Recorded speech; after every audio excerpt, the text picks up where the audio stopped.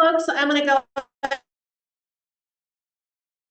ahead and call our study session to order at 6:03 p.m. If we can stand for the pledge of allegiance. Pledge of allegiance to the flag of the United States of America, and to the republic for which it stands,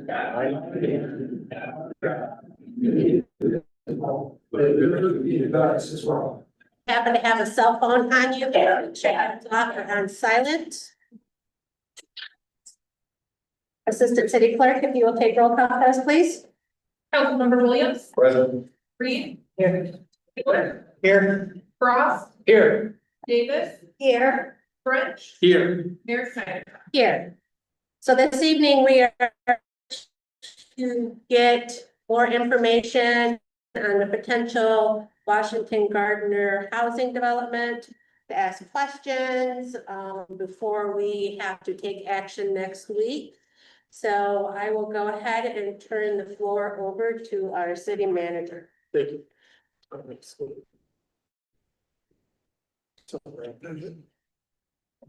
Albion City Council.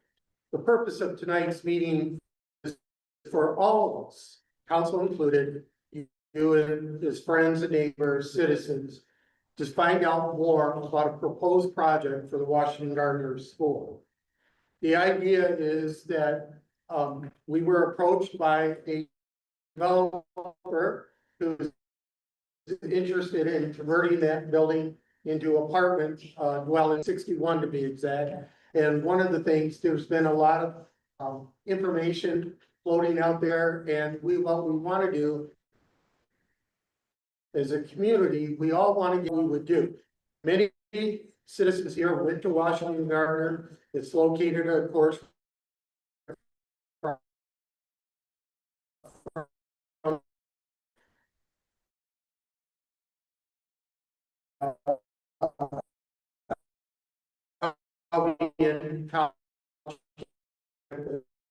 and so it's part of our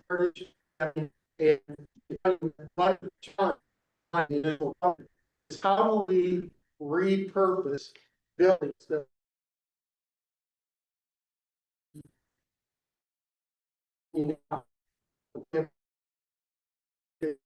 in school enrollment, and we've had merger and the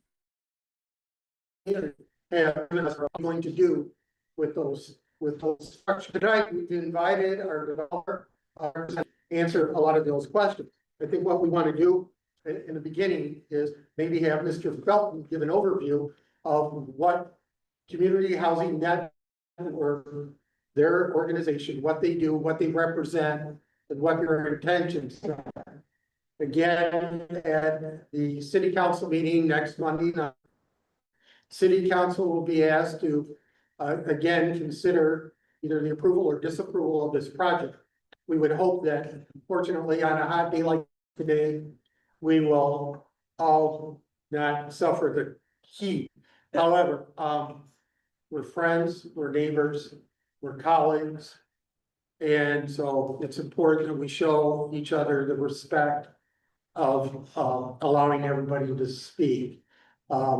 We will try to speak louder, of course, you know, the city, its elevator at City Hall is out. And so we've had to float from School of Opportunity to down Tenant Hall. And so we thank you for your patience in that our elevators proposed to be completed by September 25th. Anyway, our door is always open for your questions, for your comments, and I'm sure we won't hear the last of it tonight. But we're all here to gain that valuable information so we can, as a community, make a joint decision, which is best for all of us going forward. So we thank you for your patience with us. Mr. Felton, if you would, why don't you tell us about Community Housing Network and what your mission is? Hopefully this doesn't overwhelm anyone. Good evening, Madam Mayor, council members. Mr. Terry. Yeah, I'm CJ Felton. I'm Director of Real Estate Development for Community Housing Network. Before I tell you a little bit about our organization, I just want to say this is impressive, this kind of a turnout. Your civic engagement is to be applauded. I do this all over the state. Have never seen kind of participation in the room we've had for the last two meetings. So I thank you all for coming, and I'm anxious to hear public comment when we get to that part. A little bit about our organization. We are a nonprofit housing developer and housing service organization. We're based in Troy. We were founded in 2001. We have been a very active developer of affordable housing across the state since 2010. We currently operate 400 units, or have 400 either completed or in construction, in 11 separate development communities. Organization annual, we have a staff of 110. So we're not a small organization, but we're not one of those really big nonprofits either. We stay pretty grounded. To tell you a little bit about the project before we get into your questions, we were approached by Zero Day late last fall. And Zero Day was part of the group that had the original plans for Washington Gardner. Their development partner was a group out of California. And that particular organization they got really busy and they didn't have the capacity to take this any further. So Tim Honeycutt, who's the CEO and founder of Zero Day, he's a very successful developer here in Michigan, and also I've known him for 15 years. He approached us and said, I've got something that might be right up your guys' alley. We need some help. And would you be interested? We took a look at things and said, we're interested. We have we've actually done 3 school projects. 2 of them are adaptive reuse, one in Sault Ste. Marie, one in Oak Park, Michigan. And then we had another in East Point where it was one of those 1960 one-story flat, no character buildings, and had been vacant for like 15 years. It just could not be saved. So we demolished that one and then rebuilt new construction on that site. So this is something that we're very familiar with. We've got expertise, both our general contractor and our architect on this project. We worked with them in Sault Ste. Marie. We've worked with the general contractor on other new construction projects. We've worked with the architect on other new construction projects. So the team is very comfortable with each other. I think in the information you had, which was from the original PowerPoint that was put together, referenced 61 units, and as typically happens, once we get an architect in a building and we get a general contractor in a building and they start giving you some ideas and we start putting together some rough pro formas of what this might actually cost to build, we couldn't build 61 units. So right now we're proposing 52. I believe in the packet that you have, that's referencing 52 units, and the projection for the pilot was based on 52 units. I realized after the July 7th council meeting that I probably should have given you a brief introduction to housing tax credits, because that will help explain why the pilot is important. For those of you who don't know what a pilot is, it's payment in lieu of taxes. So it is an alternative method of calculating what the city gets paid on an annual basis, as opposed to more traditional ad valorem taxes, like you're all familiar paying on properties or businesses that you own. The pilot becomes important for 2 reasons. Okay? There's a front end and a back end to this. The front end is the application part. In the state of Michigan, our State Housing Development Authority is the entity that creates a plan for how tax credits are distributed and a method for applying and awarding credits. It's a competitive point-based application. Every single point is important. The difference between those that are successful and those that aren't will likely be a point or 2. And the pilot is worth points in the application. So very critical on that end. Without a pilot, we'll talk about this a little bit later, it's not economically feasible for us to even contemplate this. but we probably would not be successful in the application without it. Second part of it is the back end. We'll assume we're successful. The state gives us a reservation. Now we have $25 million of tax credits. What do you do with them? We take those out to the open market and sell them to what's called an equity investor. Typically, that equity investor is one of the large banks. They print money at the banks and they have a lot of tax liability, and so those tax credits are very attractive to them, but they are also required to reinvest in the communities where they do business. It's a thing called the Community Reinvestment Act, and banks place a high priority on that. They're evaluated by the federal government on how well they comply with that. And so it's very important to them. But what the pilot does, the pilot basically guarantees tax certainty. And the reason is the pilot payment is based on a percentage of net collected rents, which is all rents collected, less any utilities that are paid by the development. Vacancy is subtracted. Obviously, we don't collect rent on vacant units. The rents are entirely known. We project a 2% annual increase in rent, and that holds always. And we know what vacancy is. So for the equity investor, they get virtual tax certainty, is really important to them. Probably would not be able to attract an investment in the development if we did not have a pilot. So that's sort of your tax credit 101. I should also tell you, it is an Internal Revenue Service program, which will probably tell you a lot about all the rules and regulations and compliance that are connected with it. But it's been in existence since 1986. It's the very best tool we have to develop the kind of housing that we're talking about here. I know there's been some discussion on the term of the pilot. We had proposed 45 years.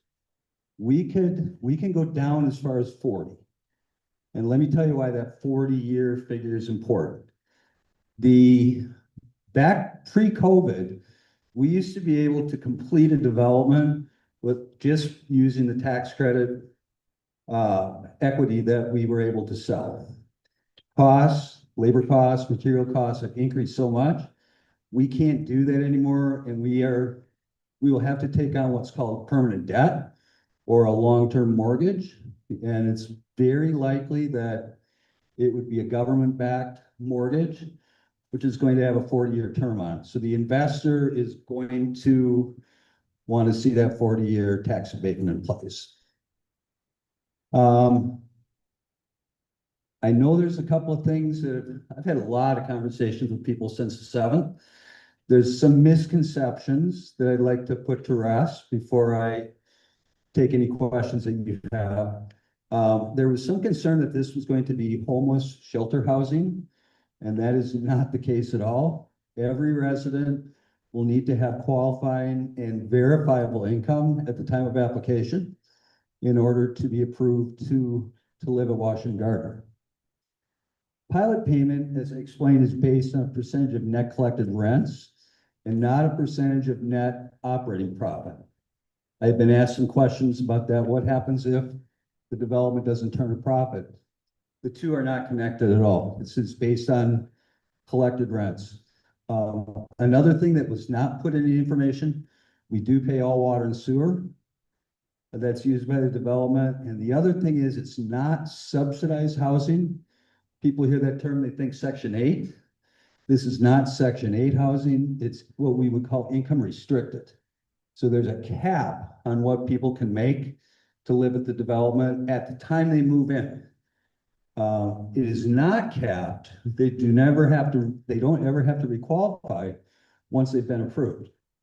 So I'll use an extreme example. It's never happened at one of our places, but really somebody could move in and win the lottery 6 months later. They don't have to, if they like where they live, they don't have to move.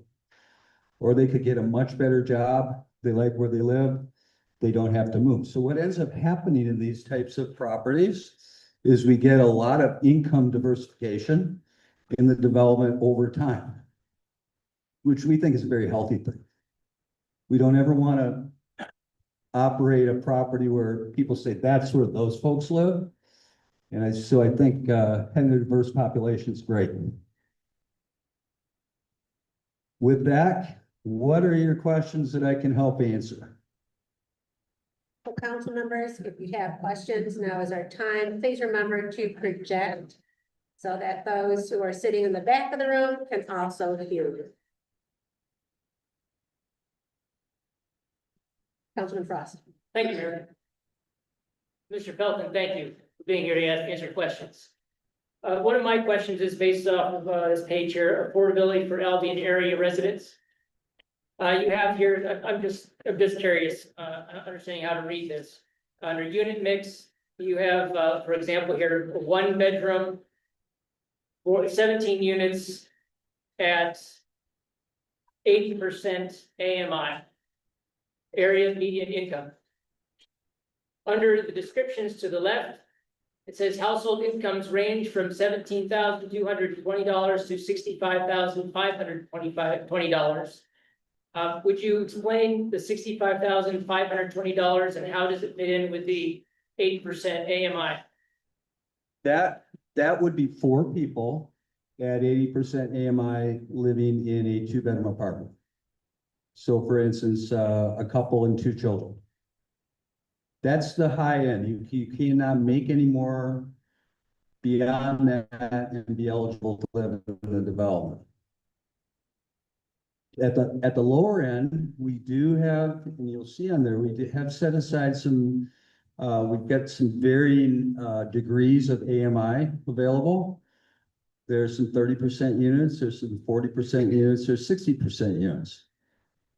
And where it averages out, it will average out at 60% across the entire development.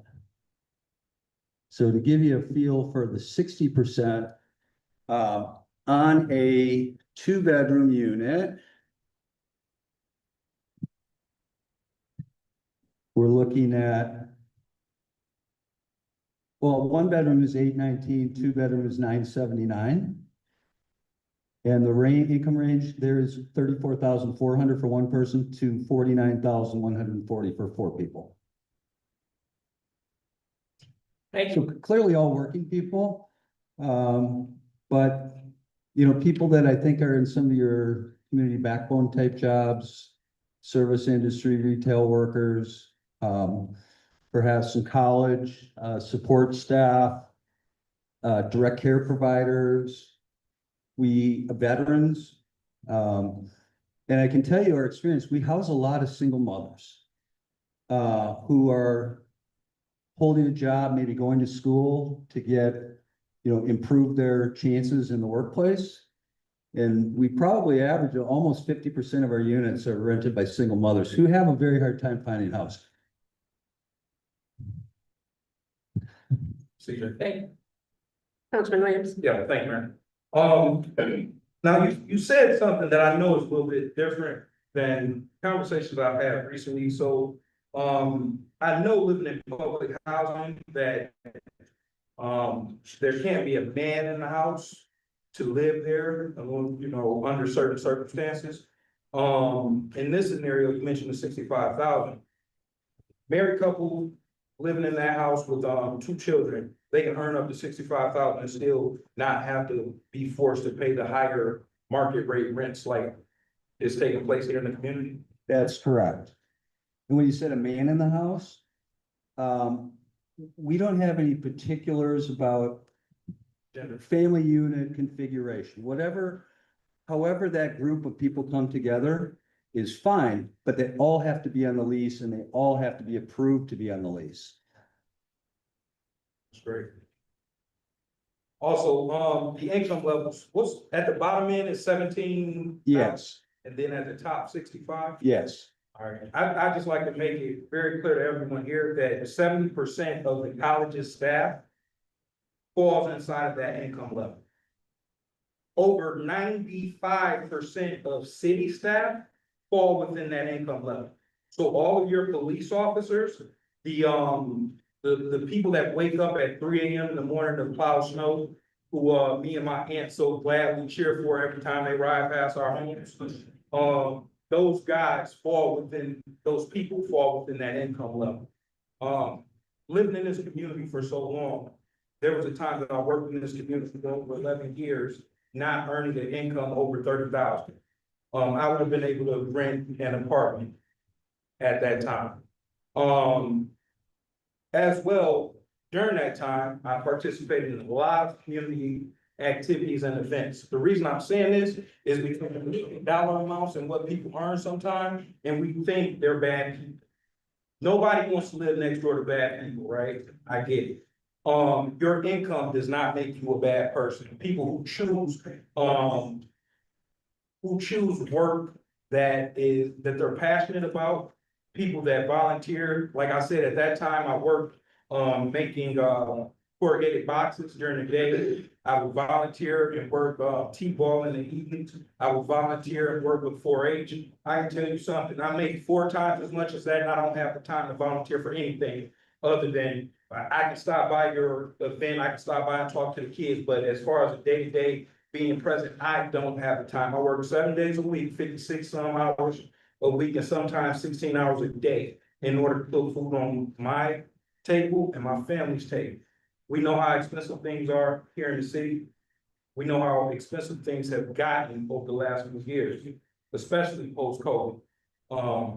I hope that we consider people and the people that fall within this income level and understand that if it's hard for me making 4 times as much as I used to make working here, to ensure that all my bills are covered and everything is taken care of, then we also consider people that make a quarter of that.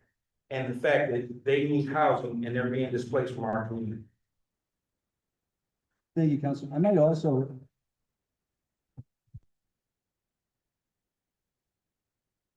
To just add to that as well, there's a stigma in a lot of places about renters.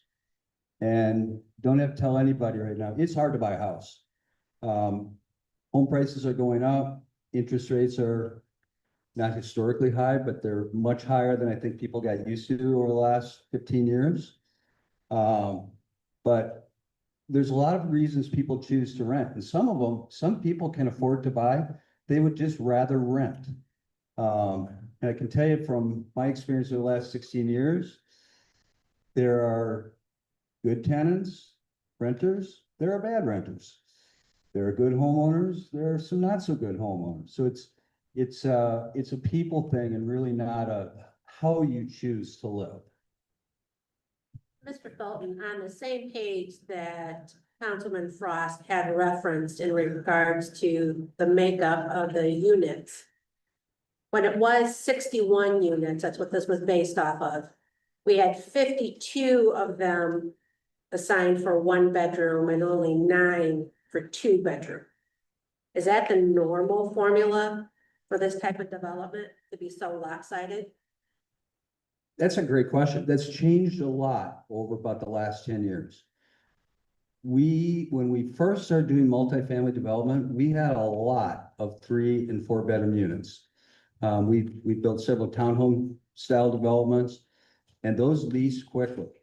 But about 7 years ago, we started to see a shift. And in most markets in the state now, there's an extreme shortage of 1 bedroom apartments. And that's just where the market has evolved. I don't anticipate here there would be any problem leasing the majority of 1 bedroom units. To add to that, I spoke with Ann Kemp at the Housing Commission, and she said that they have a shortage of 1 bedroom units. We've been talking about this for the last 4 years. She currently has a waiting list of nearly 24 people, and the majority of those are 1 bedroom apartments because they are so limited here in the community. And in their circumstance, they may not be able to rent a 2 bedroom to a single person because they don't meet the requirement from the state for that housing. So the 1 bedroom units kind of fall perfectly into what we need as a community here. Thank you. Councilwoman Davis. Yes, I echo what Councilman Williams said in terms of the needs versus perception. But I have a question regarding some of the concerns that have come to me. And one is there any community involvement in the planning or implementation of any of the renovations for this project? So when you say community involvement, like focus groups or, So, mentioned, and I have my notes here, maybe the EDC, maybe Ford, ADA, city government, in terms of a committee to sit down and talk with you or someone in the development to say, this is what we see, this is another opinion, this is what we would like to see in our. not opposed to that at all. We do have some limitations within the building. Those walls they're brick. And so we're kind of limited to the existing classrooms and what we're able to do there, and the existing types of spaces that will be available for community space. There's just not a great deal done to change the way they're configured right now today. I think the auditorium is a really interesting option to explore. We're seeking historic designation. The State Historic Preservation Office said it's eligible, and we've applied to the National Park Service to get the building on the register, but we can't touch the auditorium. And I think Mayor and I have talked that I think there's some interest in working with community groups. I'd be very interested in meeting with a group of people that want to talk about that. And if we want to get a group together to talk about the kinds of services that we can bring into the community spaces there, I would welcome that too. Councilman Williams. Yeah, thank you, Mayor. So, you do plan on, having some communal areas where people from outside the community, will be able to utilize areas inside the building as well? Yes. Plans right now, we really can't do much with the gymnasium either. That historic, pretty much gonna make that have to live as a gymnasium, but that will be a community space, which can not only be used for the residents, it can be used for community meetings. One cool thing, it has to be free. We're not allowed to charge any kind of use fee or anything, other than what it might cost to keep the lights on and heated, very minimal amount. Other things that have been contemplated are some veteran services, community pantry. I think with the changes that are coming to the food assistance program, I think your food program here in the city is probably going to struggle. And more resources there would be a good thing. Councilman Reed. I visited a place in, speak up. It's your voice. I visited a place in Battle Creek, that's like this. And I was just wondering, if in this, you're going to have, so you're going to be renting to families, people who have children. Is there going to be an area there for things to do, children to do? Play area for them to play in? Maybe even, but you said that whatever happens money can't be charged, so there could not be a babysitting service there for parents who work outside. Well, we couldn't operate that, but that's a use that could be contemplated. Some type of a childcare. I was thinking of that, and then I was also thinking of outside areas or inside areas that would be. Being a teacher for 38 years, I think about kids, and they need a place to go. They need things to do, safe areas to be in. As far as inside the building, I can tell you what we do at several of the other communities that we've developed. Typically, the community room is a pretty big space. That gym's a big space. Yeah. We've done after-school programming. We partnered with YMCA to come in and do fitness and, summer meals, things like that. We have a lot of room outside. There's that whole lot back behind the school. Parking's gonna take up part of that. We plan to leave there's a community garden there right now. We plan to leave that, and we'd have plenty of room there for play spaces and activity area for the youngsters. Councilwoman Davis? Yes, one other question. I've heard a lot of concern regarding overall impact.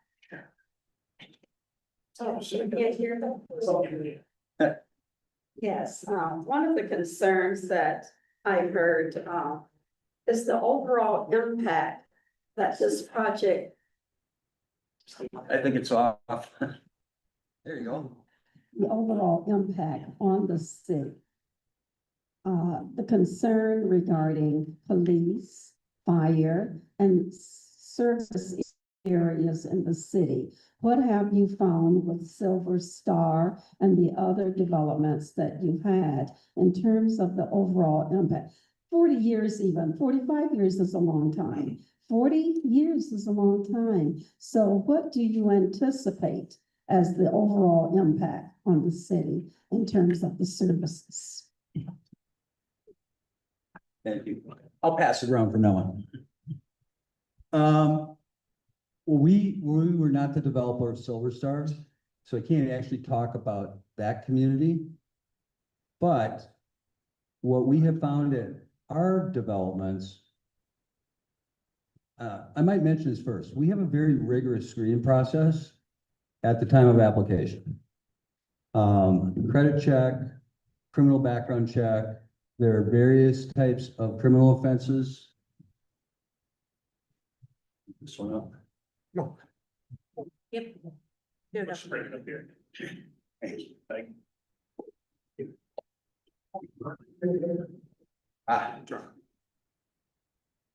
Thank you. There are various types of criminal offenses that will automatically disqualify somebody from living in one of our developments.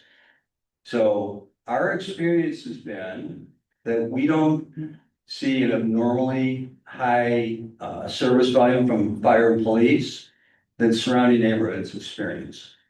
And when we have a problem with a resident, they don't stay with us for very long. Zero tolerance for bad behavior. You're welcome. Any other council member comment, questions? Mayor Pro Tem Duke. I don't need this, but I'll use it. So I'd like a comment from our city manager or our chief of public. Jason's not here, but our chief of public safety about, because I've also heard comments from folks that it's gonna cost us more than we're gonna get in terms of the pilot. That, you know, per year, the addition of 52 units is somehow going to magically increase our costs as a city by focusing that 52 units in one spot, even though we've lost 100 people or more in the last year, 200, 1,000 in the last 10. So I'd like comment from the city to confirm that what I believe is that there's gonna be minimal cost. We're not gonna add an extra police officer because we had 100 apartment or 52 apartment units. We're not gonna hire people in the wastewater treatment plant or the water department because we're adding 52 apartment units. So the real cost to the city is quite low, which is why the pilot works, right? If we're gonna have to hire more staff to cover it, then the pilot doesn't work. But what we're saying is that maybe it will work.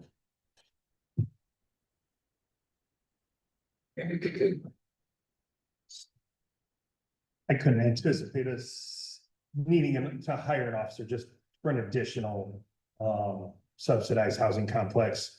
As far as on the fire side, we would have to come up with pre-incident planning as far as, you know, if we got dispatched there for an alarm, what would that look like? Or how would we make entry? And from what I believe, you'd have to have sprinkler system installed anyway in today's age, so that would help greatly. As far as calls for service go, from my standpoint as chief, my concern is always with all of our subsidized housing we have right now. It all boils down to management. Because if it's not managed properly, we are there all the time. We will respond to one of our subsidized housing units every day here. It's not, so. But management is gonna be key, because like you said, if the lease is violated, a lot of times what we see on our end is you can have somebody who's not on the lease be present, we get dispatched for a civil matter, that person has residency, by state law, we can't force them out. The property owner has to evict them, and then it becomes on the property owner if they evict them or not. A lot of times they don't, and that leads to more calls for service for us. If the property manager takes action right away, and that person is removed from that property, then we don't get called. So really, in the end, with this type of housing, it boils down to property management. And if it's mostly, it's managed properly in the way it should be for the safety and security of its tenants and its visitors, then I wouldn't anticipate any additional need from our department. Thank you. And I might add too, that if there was anything that remotely came close to more than costs that exceeded the pilot payment in fire and police, we have done a horrible job ourselves. Our property management firm has done a horrible job, and here's the thing. We're asking you for a minimum of 40-year commitment, which means we're gonna be your partner for 40 years. And good partners need to take good care of each other. We respect that, and that's the way we operate our developments. Any other questions from council? I'm sorry. Thank you, Mayor.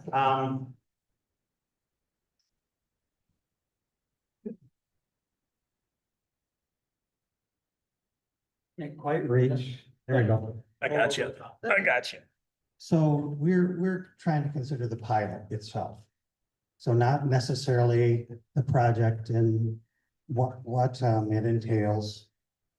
But the pilot itself, and one of the things that's been confusing for our residents and for the council is the pilot spelling out that it's low income housing throughout the verbiage of the pilot. Is that something we're gonna revise, or how did that come about? How can we eliminate the confusion that comes with that? Because it's spread throughout the pilot. I can help with that. That's a good question. The pilot ordinance that you have in your packet and that we considered on the 7th is template language from the State Housing Development Authority that they've developed through the years. It's largely, I've been doing this now for 16 years. I don't believe it's changed since then. It's a really bad name. This is called the Low Income Housing Tax Credit Program. And as you can see from the figures, if people hear low income and they think what Councilman Williams brought up, right? The bad people, those people. And so it's a bad name. I don't like it. But we have to live with that in the ordinance. I prefer to call it attainable housing, which is a term that's starting to get some traction, as opposed affordable housing means something different to everybody. Low income housing means something different to everybody. Attainable housing, I think, is a key principle. It doesn't matter how much you make. Everybody has an affordability issue, so to speak, right? If you make $1 million, there's only so much you should pay for your house, or you can pay for your house. Same thing if you make $50,000. So we all have an affordable housing challenge. I think attainable housing means that we have various types of housing in every community that address the needs of the whole community. And we fill one small piece of that. Councilman Williams? Yeah, thank you. Yeah, you're pretty loud down. Yeah, I can do that.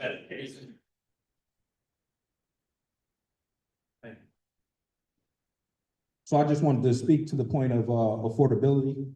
So in doing my research and preparing for this meeting to ensure that I could bring the best information and data to council and also to the public as well, I stumbled upon some information on Zillow, right? So we go and look at the sold houses, recently sold. You start at the top, you go through, they'll show you everyone that's been sold lately, right? So in my precinct on Dean Drive, there was a house that was 800 and some square feet recently that just sold last month for $150,000. Let me tell y'all, that's 800 square feet right there. The stage is 800 square feet. So what we talking about here? As far as affordability goes, for us to not do this, we punish people in Albion because the city doesn't offer higher incomes here. Is literally what we would be doing. Like I said, when I worked here in the community, for over 11 years, never made more than $30 an hour. I mean, never made more than $30,000 per year, okay? 11 years, 40 hours a week, every single, I worked every week, never laid off, worked all the time, paycheck to paycheck, every Friday. I'd take my 200 and some odd dollars. I stopped by Lopez after I left the credit union. And that was the extent of my balling out for the weekend. A lot of people can relate to that. We can't look down on people for the income they make, especially when we don't have industry here that pays a higher income. We don't have employers here that pay a higher income. It saddens me to see employers coming here where I know that their employees don't earn enough income to live on their own, and they speak against affordable housing. Especially this mixed income housing that would allow you to elevate yourself from the lower income to going to school and earning a higher income and then potentially buying a home. These are the people who will occupy a lot of the houses here in the community. It's gonna be hard to recruit and get new people here at any income level. Not to mention the fact that we're losing people as Councilman French mentioned, as of the last census, we lost over 1,000 people, which cost us as a city over $1 million. You do the math, that's $1,000 per head. He has 52 units, that's $52,000, right? In state revenue funding that will be generated on top of income taxes that will be taxed on those people that live there, because you have to have your income verified to live in this development. So they're working and paying taxes, they're working in the community and purchasing and keeping these businesses open, and also the state revenue sharing that also takes part with them being present and living and being accounted at the next census. So don't think of today as the end all be all. There's gonna be more housing if we wanna be competitive and wanna move everything forward. If not, the roads are gonna get worse. Your water infrastructure is gonna get worse. We just spent $30 million on water infrastructure. So these roads that you're seeing, we're not doing roads. We're doing water infrastructure, and the roads are a addition to. Your plumbing runs under the roads. So when we tear up the roads to get to the plumbing, we have to fix the roads. So you go out here, Michigan Avenue, you see half of the street is done down here, right? Looks terrible, no? Foolish. Half the road is done.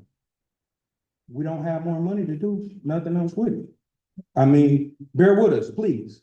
Bear with us, please. Don't execute none of us for it, but bear with us, please.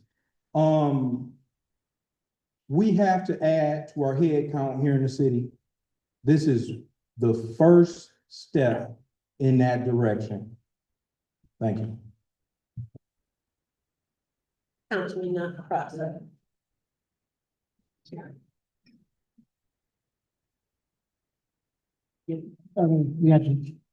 Thank you. I share Councilman Williams' frustration and passion that we need more in this community to build ourselves up. And if this issue that is placed before this council about allowing a pilot program to be admitted here. If it was about housing, then this conversation is important to have, and it is important to have, but we have to realize that this is an economic question, and much to Mr. Williams' point, people are leaving Albion. It is difficult to afford living here. Why? Because we don't have the opportunities and the jobs that people need when they move to a place. We don't have schools here. We have a college here. But that brings transient students in who leave. Our own kids who are brought up here, what do? Do they work here in Albion when they graduate from Marshall Public Schools? No. They leave here from Albion. That's where the population is going. If we want to help each other, if we want to help this community, we have to be focused on where are we going to get the funds to build this city up. Mr. Williams said that the roads, it's not about the roads at all, it's about the water. That's what's going on. $30 million. Who's paying for that? We're all paying for that. We're in debt paying for that. We all are in debt to pay for that. So my question is, where is this money coming from? It comes from property taxes that our businesses and our private citizens pay to build up our quality of life here. If we want a quality of life, if we want better housing, if you want to afford to get out of whether it's your low income housing or your affordable housing, if you want to move up in life, you need a better paycheck, right? Where are you going to get that from? You need jobs, career style jobs that are going to get you things that get you onto those stepping stones in life. We don't have those. We need to be more assertive as a council and as a city and as a community to go after developers who bring those kinds of opportunities. Now, if this pilot was the only pilot on the table that had ever been considered in Albion, I would have different feelings about it. But this is the fourth one. Okay, we've already been approved for 3, and we have 2 active right here in our community now. They don't generate the taxes that we need to build this community. They don't generate that money. So all of us sitting here, we carry the expense that they don't have to pay through this payment in lieu of taxes. We talk about education and how important the children are here. They don't pay into education. So this is about, can we afford it? Is offering a pilot, is getting that, is that an economically responsible choice for Albion right now? At a point when we are spending millions of dollars to improve an infrastructure that has been neglected for decades to try and get people to move in here, investors, businesses, industries, the things that were the lifeblood of this community. I say we need to bring them back. Let's focus on bringing them back, the contributors, the financial contributors that bring a healthy, thriving community for everyone.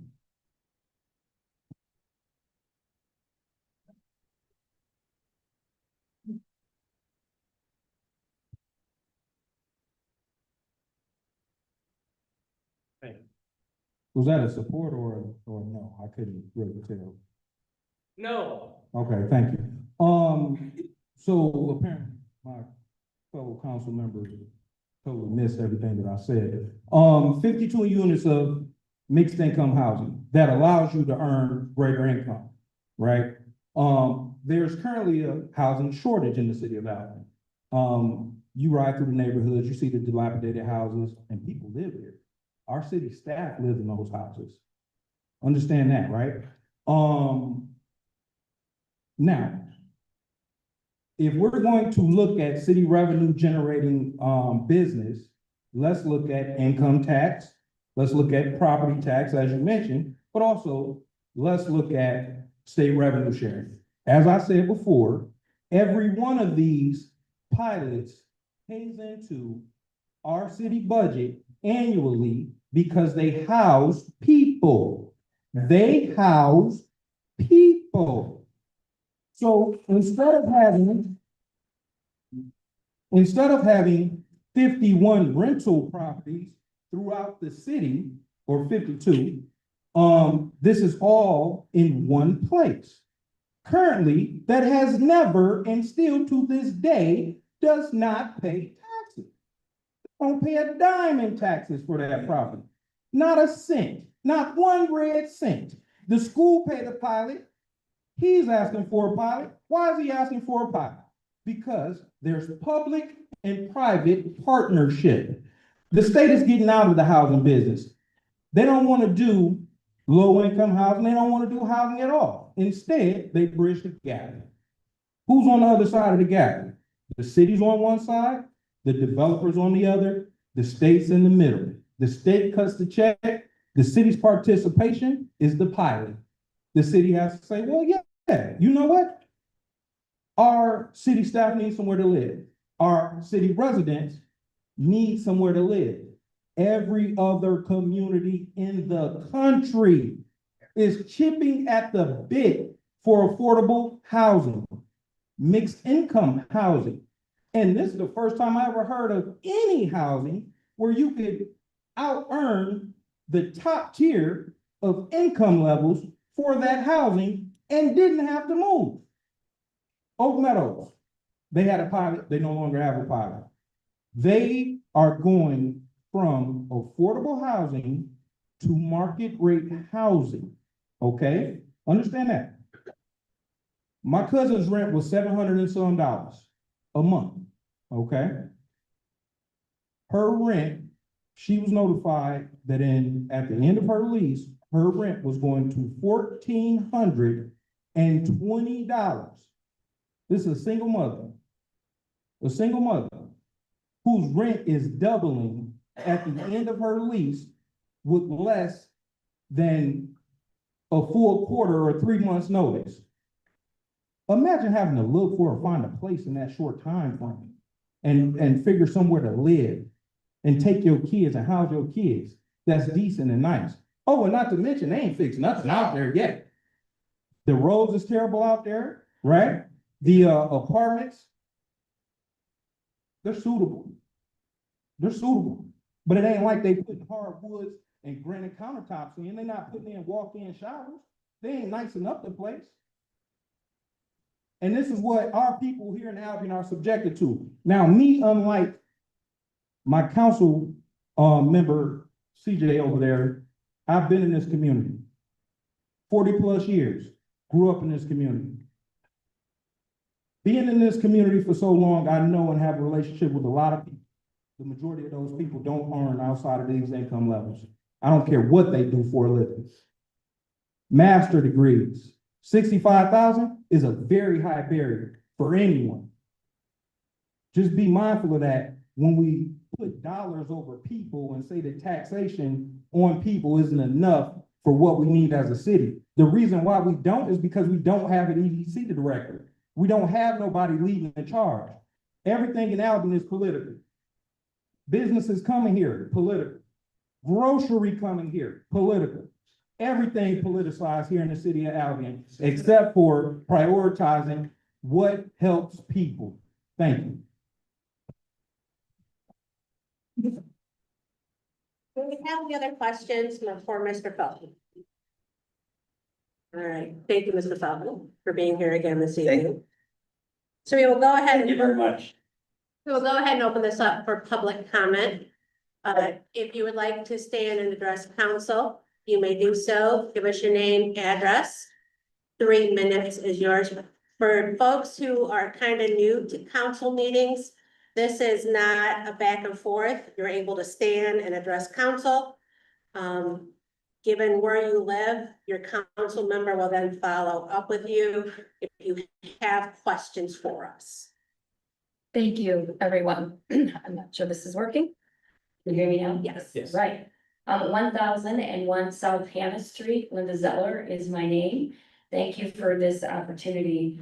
One question I have, and I thought the answer about the impact on the city and the cost was excellent. Thank you. It all boils down to management.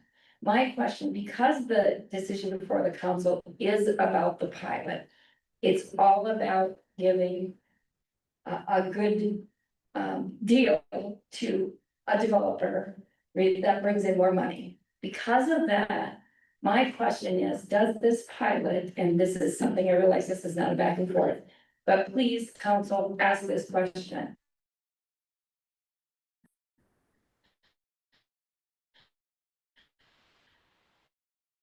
What is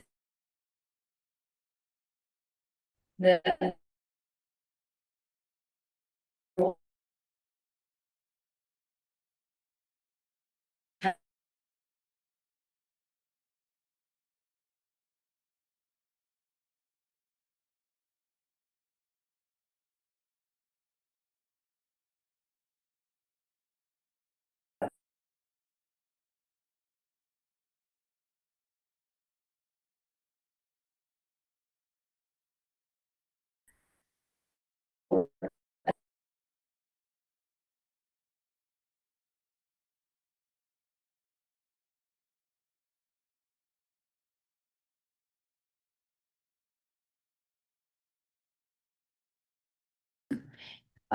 it would make this, it just would make this easier because we wouldn't be, we'd be spending much of the time talking about the tax issue and whether or not to give the 40-year credit versus all of the legitimate discussion about the desperate need for housing. I also thought the statistics about 95% of city workers being in this income level is also compelling.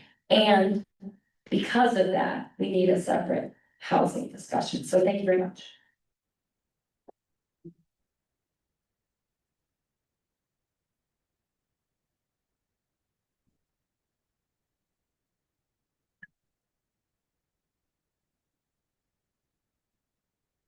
I'm Bruce Nelson.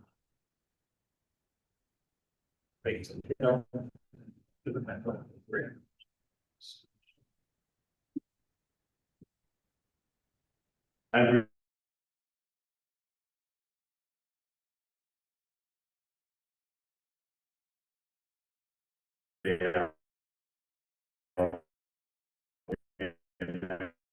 Economic Development Corporation.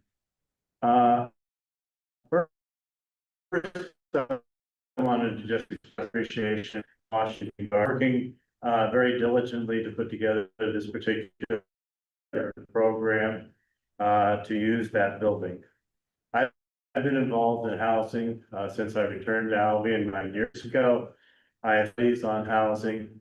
Housing is a specialty of the Economic Development Corporation. And I can say all types of housing are needed in Albion. Affordable housing, market rate housing, any kind of housing, we will take it.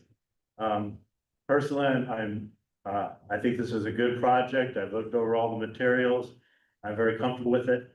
I think it gives housing for Albion residents and workers. Again, and especially when you're talking about 65,000, who makes under 65,000? A lot of Albionites, but especially young people. This, if we want to have young people live housing, I'm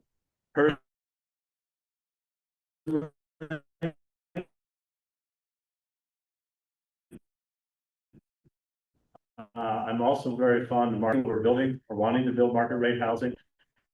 We have some great properties in Albion for those who want to build market rate housing.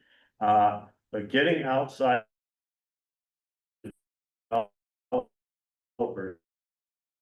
people who do not live in Albion, I have worked at that all year long. I have had a few developers. They don't even return calls, even after you give them builders who are building here, building some market rate housing. And I think that's really what we need to do more of. Particularly given how hard it is just to get people to take beautiful properties and put houses on them. Getting someone to come in with $25 million and renovate and put market rate housing in Washington Gardner, that is, I think, wishful thinking. They have lots of options, and we can do market rate housing, but this is not the project. I think this is a great project for affordable housing of the kind that's been proposed. Thank you.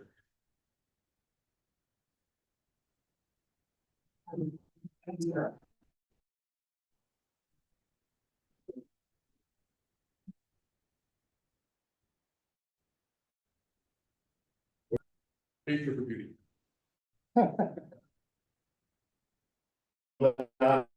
It's 15901 Downs Drive. I'll be in my own Castor County properties. I've invested personally and through my family about between $8 and $10 million in the last 5 years doing development in the neighborhoods and in the downtown, multiple projects. We've leveraged MEDC money with great cooperation with the community. And I was proud to write a check this week for almost $90,000 in property taxes. That makes me feel good. I'm investing back in this community. It makes me pissed off that somebody can come in here and feel there's on the backs of my property, and my development for 52 units. Is that a game changer? No way. I'm excited that I hope that this is equal opportunity for all developers. That you're gonna offer this sort of the support to every developer that comes to the city council and says, oh, is 12 years enough?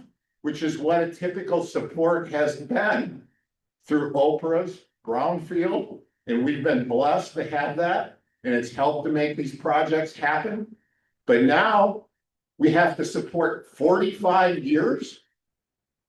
Just like CJ said, who's going to pay for this? He's going to be gone. There's no way he's going to be around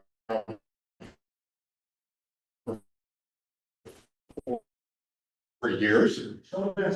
I'm not, our kids, the families that I brought to town, each one of my daughters and my son, I enticed them to come back to town because I thought there was something good happening here. And I'm proud of what we've done. I'm not gonna make a excuse to anybody that I brought great housing and attracted people. And wrote a check for $90,000 back to the community. That's the investment. In my world, it's called social impact investing. It's not purely a return on your investment, it's a return of your investment. We will get our money back. We won't get a great return. But we will get our money back and we will have a positive impact on this community. So I'm a no, and I'm asking the city council to say no. 45 years is way too much to burden this community with. Thank you.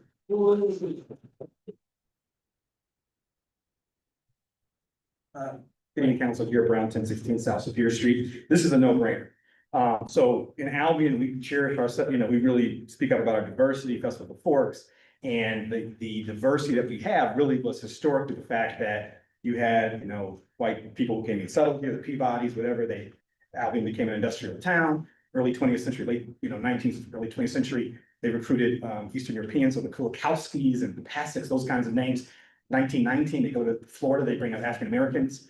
So that's how we got here. There were jobs, there were factories, and that's part of the reason why we actually have an income tax. Only 24 cities in Michigan have an income tax. So, but for that history, we wouldn't be having that, right? So when Councilmember Williams pointing out that the city gets income from statutory constitutional revenue sharing, income tax, and property tax. So these people will still be paying income tax. 1%.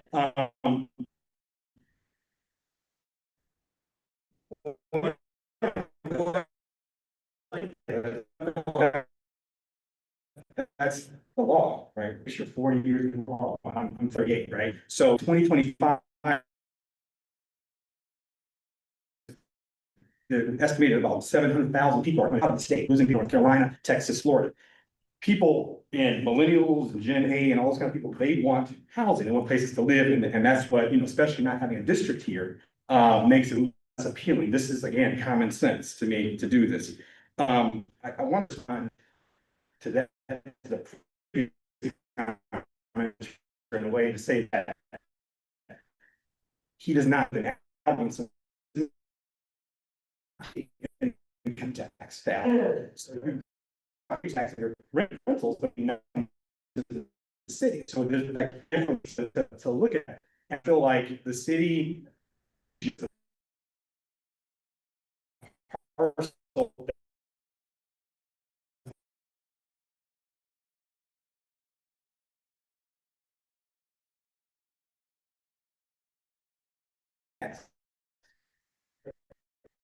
There's no questions asked. We will show each other respect. We will listen to each other. We will learn from one another. This is an emotional issue. We understand that. But we are friends.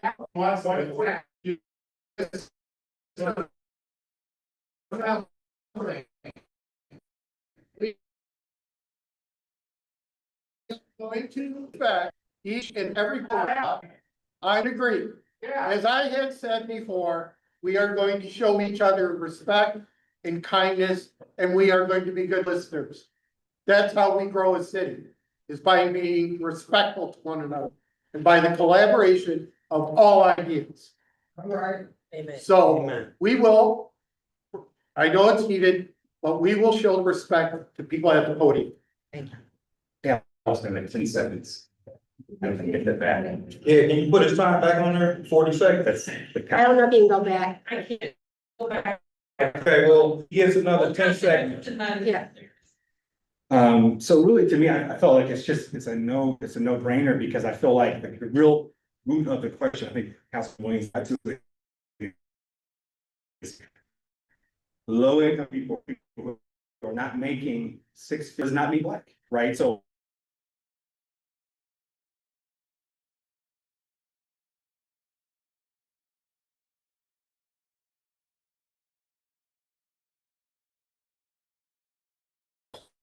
Things that we love about.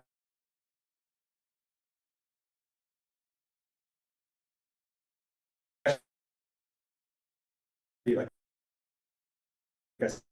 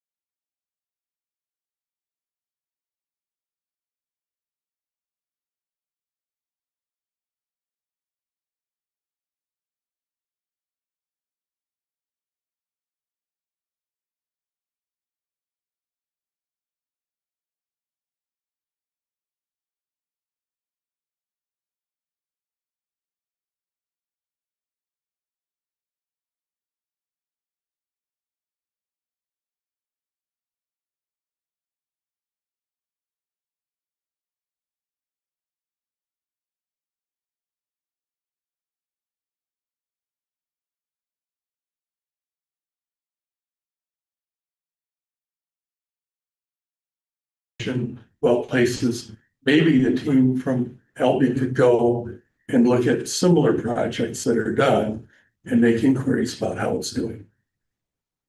Well, meanwhile, how time is it? Yes.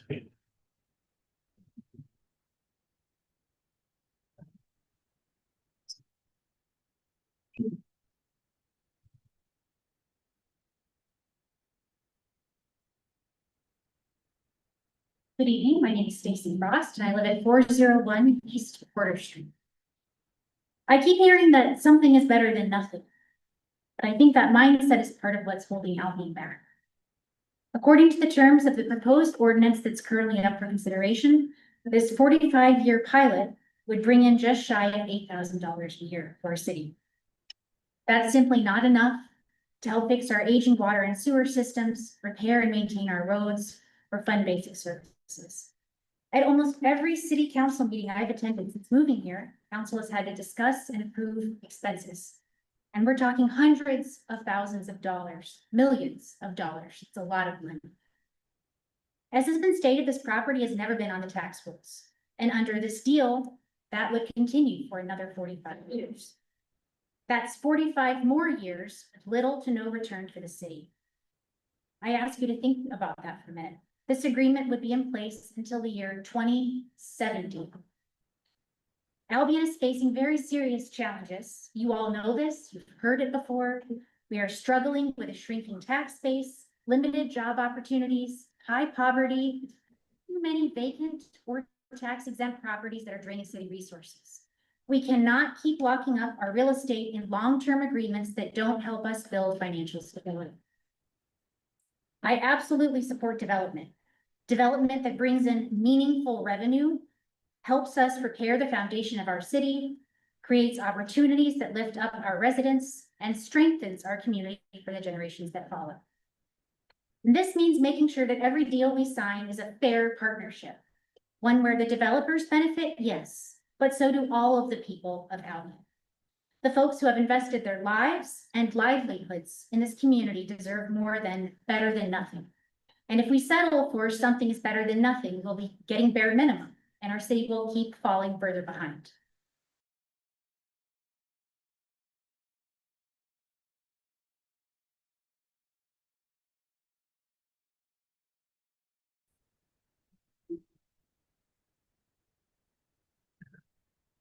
Mitchell Avant, 921 North Barrier Street.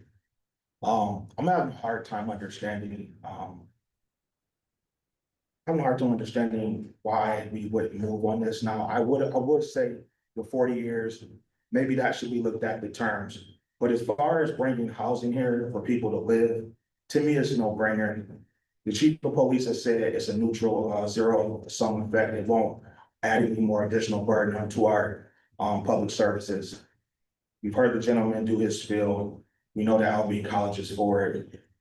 And so I'm trying to figure out for the people that are opposed to it, what have we been doing so well that would, it just doesn't make sense to me. Like, everyone has this plan, this abstract plan that doesn't have any meat and potatoes as far as bringing jobs here. But we have a situation where we can house people.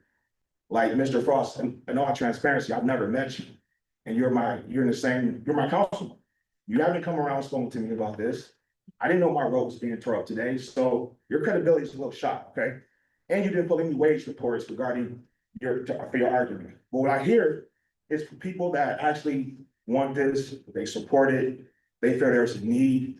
And we all have said that in 20 years, the city has been failing, right? And I just seen the last meeting, we approved the Martinizer for another person whom I've never met or never seen in the community. I won't say his name because I don't want to be adversarial, but I've never met this person face to face. And yet, I see no discussion going on when there's time to make a big approval for that business owner or to approve something that involves him. But we're gonna sit here and let Dalrymple, Austin, all go by the wayside and not utilize something that we're not getting any revenue from. I'm not saying not renegotiate the terms, whatever, 6%, 7%. I don't want to leave the city strapped. And in all honesty, my family, we're leaving Albion in the next 6 months to a year. My mom is going to be here. What if she has to sell her house and go into one of these locations, right? Better yet, these are the same houses that I grew up in. But I've been seeing my city fail to the point that I have little faith because it's intended to keep us confused. It's intended to, I heard someone say, my. That person is not for the city if they can use those type of words. It should be we, right? And so I'm just saying this, and it's just, we need to work out the terms. We need housing. Let's look at the 40 years. Let's look at the multiplier to interest, 7%, 8%. Let's contact MML like this gentleman said and get some guidance. interim city manager Terry, that would be your job to connect this with MML and have them at this work session as well. Bring in all the resources, all right? Let's do some best practice, some benchmarking. Thank you, Well, Mr. this discussion right here is not productive. Thank you.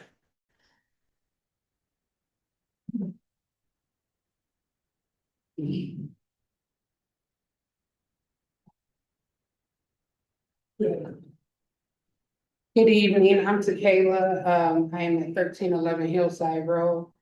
Good evening, council, I'm here because I cannot understand why turning Washington Gardner into affordable housing is a no for anyone.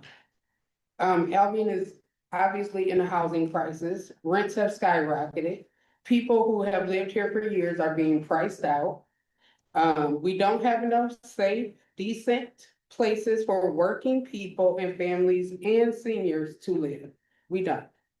Affordable housing is not a dirty word because it keeps getting thrown around out here like it's just such a bad word. It doesn't mean lowering the standard. It means raising the opportunity for people to live here, work here, and contribute without drowning in rent. I've heard people say this will raise our taxes. The truth is, keeping empty buildings costs us more in lost revenue than developing them ever will. Affordable housing brings in state and federal funds. It creates jobs during construction and keeps residents spending money locally. That's growth and not a burden. And this is not new. Cities like ours have done it.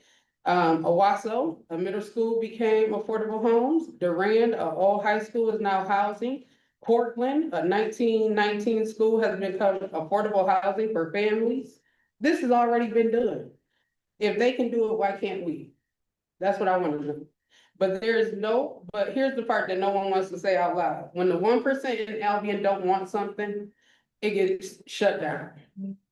We can't keep letting the comfort of a few outweigh the needs of the many. We've already seen the damage our decisions have done being put, we lost our schools. That mistake hurt generations of people. Yeah. Are we about to repeat it again with housing? Ask yourself that. And so it's in all y'all hands. What happened to our school was in city council hands. We don't have a school anymore. Think about this. Because we don't have a housing problem, we have a courage problem. Washington Gardner could be homes, hope in the future. The question is, will we choose growth or will we watch our city fade away? That's the question, and it's on your hands. We'll see what y'all vote is.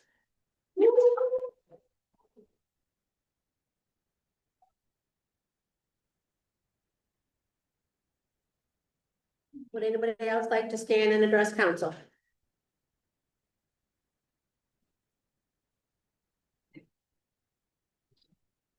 Emily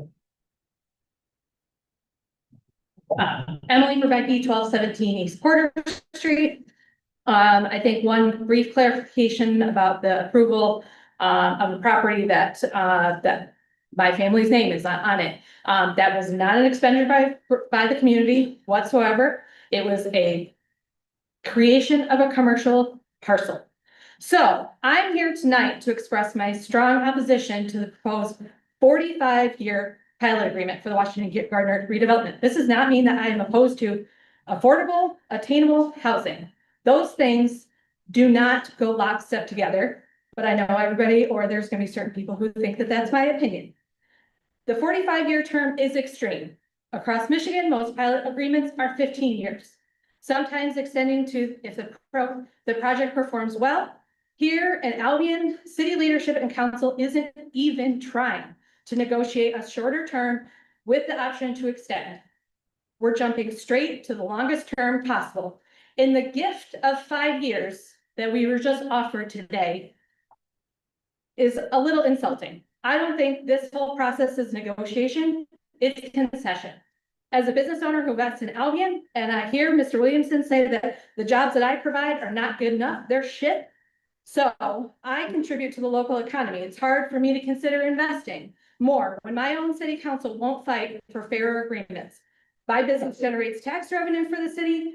This agreement locks away decades of potential revenue with no review process, opportunity adjust terms, and no built-in responsibility or accountability. And if Albion College is the true community partner that they stood up to say, we need to do this, they should be advocating alongside the city for clear requirements that protect Albion from being taken advantage of and things that, such as annual reporting of rents, occupancy, utility deductions, regular reviews to confirm that the city is getting what they're owed. A real partner wouldn't shy away from transparency. They demand it on our behalf as well. And instead, it feels like we keep drinking the college's juice. And then we wonder why it goes wrong without learning from our past mistakes. The college has the right to make the decision to sell that property. I don't disagree.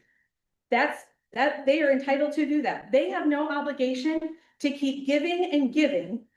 This community has no obligation to keep giving and giving when the benefit is so one-sided. If we can't even include a line in an alumni email encouraging people to visit downtown, we should not consider that the Albion community is a top priority for Albion College. We shouldn't feel bad for advocating for ourselves and our community. We don't always have to jump when the college says jump.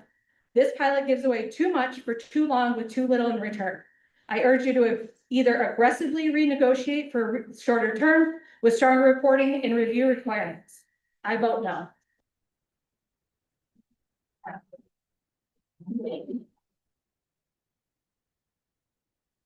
Yeah, I appreciate that. Not here. So we're going to work it out and then we will. Just on my house. Good evening, folks. My name is Dennis Reed. And I just have one thing to say. Albion is managed by unprofessional people. Now, in order to be successful, we have to be trained. We have to learn how to treat people. If we don't learn how to treat people, we will automatically mistreat them. That is the problem that we have. Nobody is trained. All these problems are simple for Albion. It should be mandatory that anybody working for Albion, city of Albion, should have a course in treatment. That'll solve a whole lot of problems. Period. Thank you.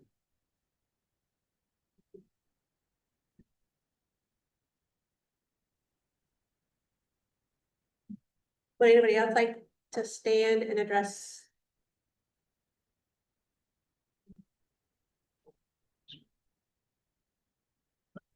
I know you know that. Do I need the mic?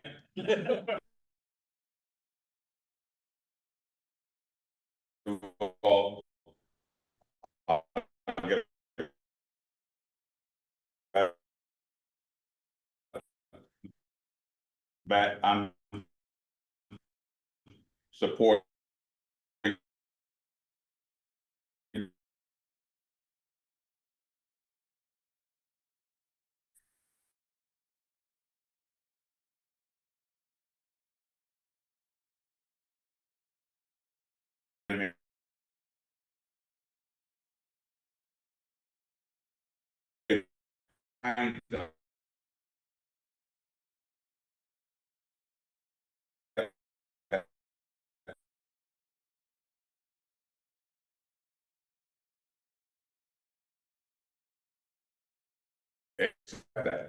Like politics, the food, and some of us, you said that one time you lived here, making only $30,000 a year.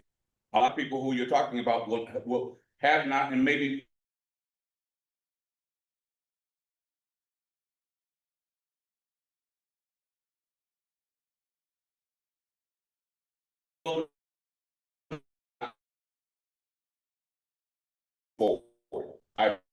I believe in every fiber of my being, it should go forward. It, you know, we talk about 40 years of who's gonna manage it over 40 years. Look at it right here. How many of you plan to be on the council? Back behind me, how many of you gonna, look, 40 years from now, I'll be 15 years old. But at that point, listen, my great grandchildren will have to have a city that we said did something at a time when it needed to be done. Let me say one final thing before my time is up. Years ago, I worked for the Community Action Agency in Jackson, and we were able to tour the Mackey plant before it was ever opened up. We went in and we were looking at it, and we were talking about all the things that was there, and I said, wow, this is wonderful. I said, had you ever even thought about Albion? And the guy who was giving us the tour said he'd never even heard of an Albion. What is my point? You talked about the benefits of something like this. We need to get Albion on the map of a place who not only cares for those who have, but for those who have not. And we need to open doors for everybody. And when we open doors for everybody, then we'll have people around us in Jackson and Marshall and anywhere else, they'll begin to see this is a community I'm going to put my money into. And once they start doing that, then you'll see the difference in this community. Thank you for your time. I have 8 seconds left and I won't take it.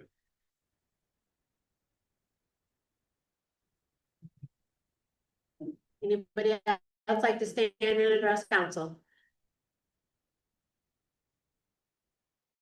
Seeing no move.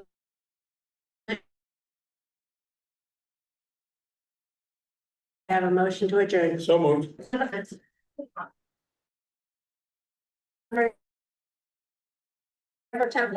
I want to thank everybody who's been here. As we've all seen, there's a tremendous amount of passion. You and your experience, you agree or disagree with this. Without it,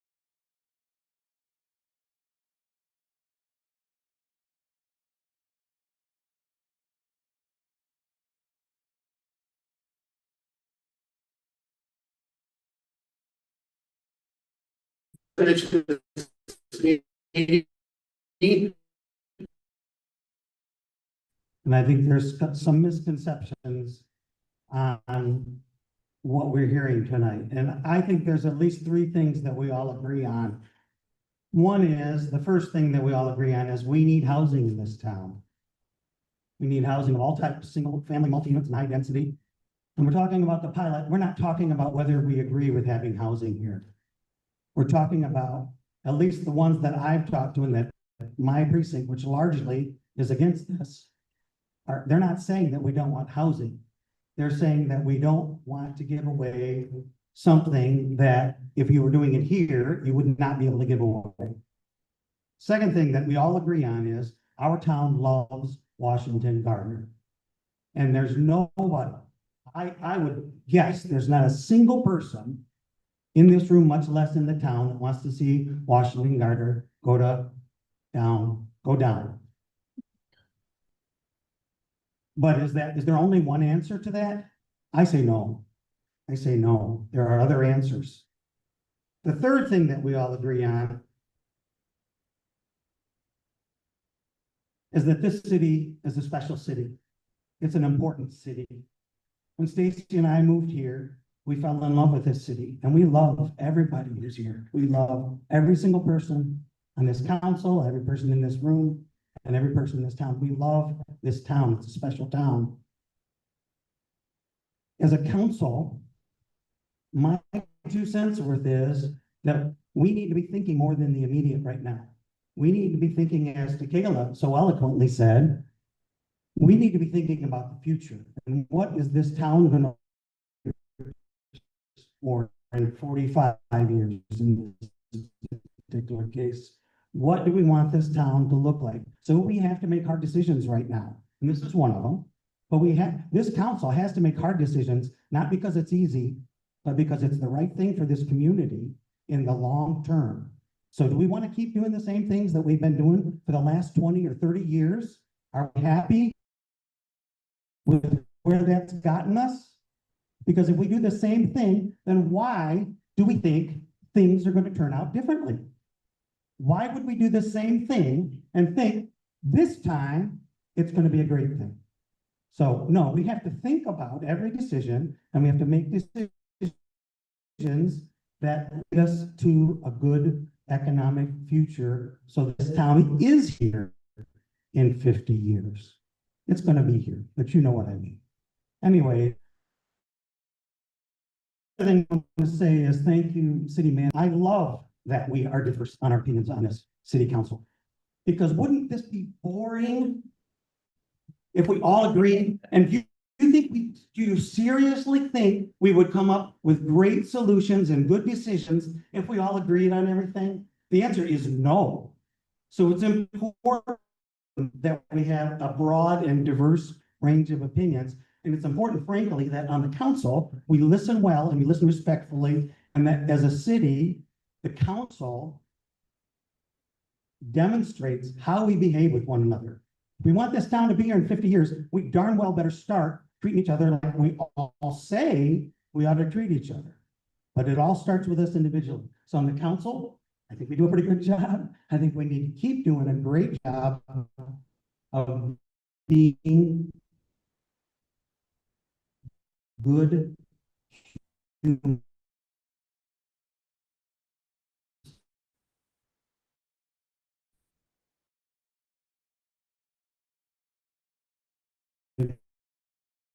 being kind, and then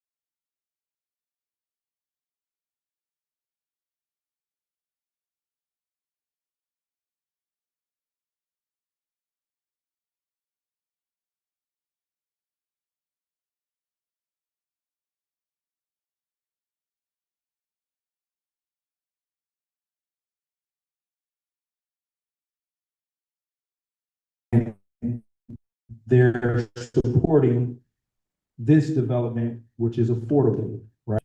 How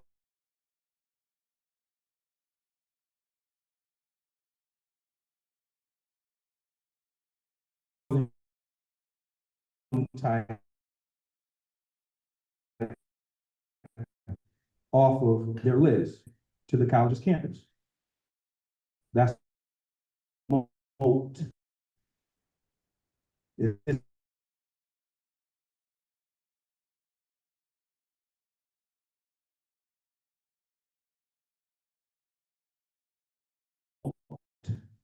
That means that for our staff.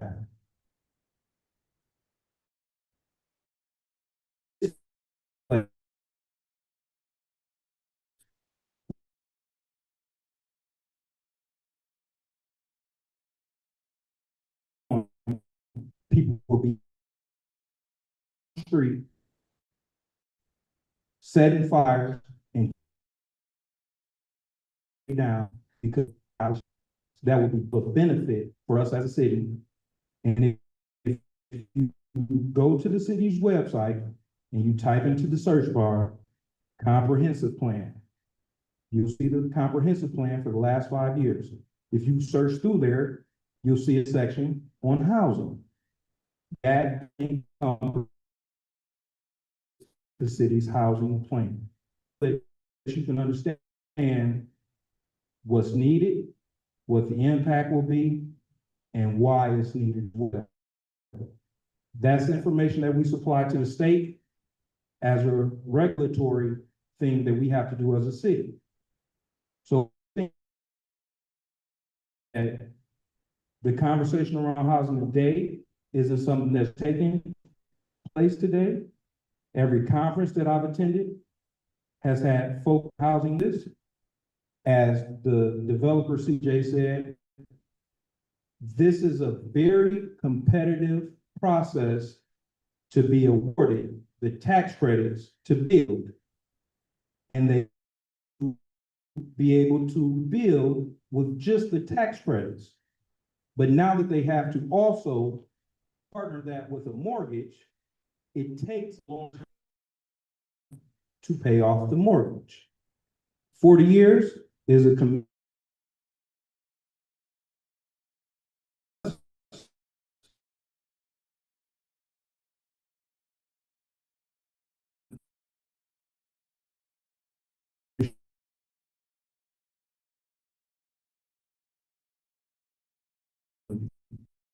that are placed and have